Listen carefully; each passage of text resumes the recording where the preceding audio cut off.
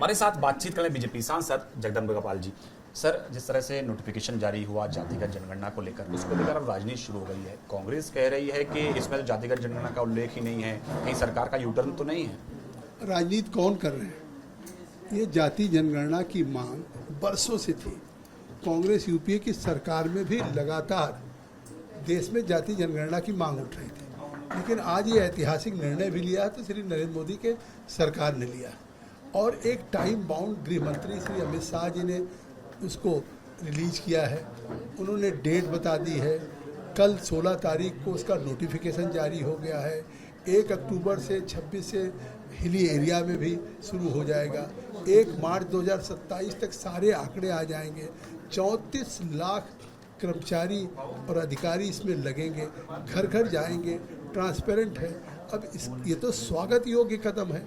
देश में पहली बार इस तरह का एक फैसला लिया गया है जो वर्षों की मांग थी। सर, सरकार को लेकर लगातार घेर रहे थे विपक्ष के तमाम जो नेता हैं कि आप जातिगत जनगणना क्यों नहीं कराते। उसके बाद सरकार ने घोषणा की। अब घोषणा को लेकर चाहे कांग्रेस हो या अखिलेश यादव हो, वो लगातार कहीं ना कहीं एक भ्रम फैलाने की कोशिश कर रहे हैं कि अब पता नहीं सरकार कितने आंकड़े छुपाएगी, सरकार जातिगत जनगणना कराएगी या नहीं कराएगी। इसको आप किस तरह से देखते हैं?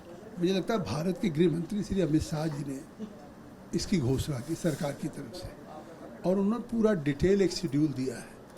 तो अब उनके पास कुछ बचा नहीं।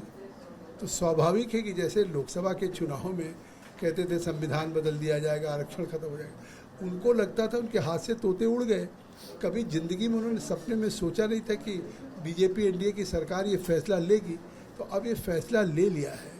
सभी राज्यों में संघीय ढांचा है, कहीं बीजेपी एनडीए की सरकार, कहीं कांग्रेस यूपीए के भी राज्यों में सरकार है। तो इसके बाद क्या वो अपनी सरकार पे, अपने कर्मचारियों पे भी शक उठा रहे हैं या उन पे उंगली उठा रहे हैं? तो इससे साफ है कि वो केवल देश के पिछड़ों को, गरीबों को गुमराह करना चाहते हैं। लेकिन अब जनता साफ हो जाएगी, पिछड़े वर्ग के लोगों में लग जाएगा कि जब सरकार ने ये फैसला लिया और सरकार इसको टाइम बाउंड इस जनगणना को करा रही है, तो अब वो कांग्रेस की बौखलाहट है, सपा की बौखलाहट है। सर, इसके अलावा एक और सवाल मेरा है कि इजराइल और ईरान के बीच लड़ाई चल रही है।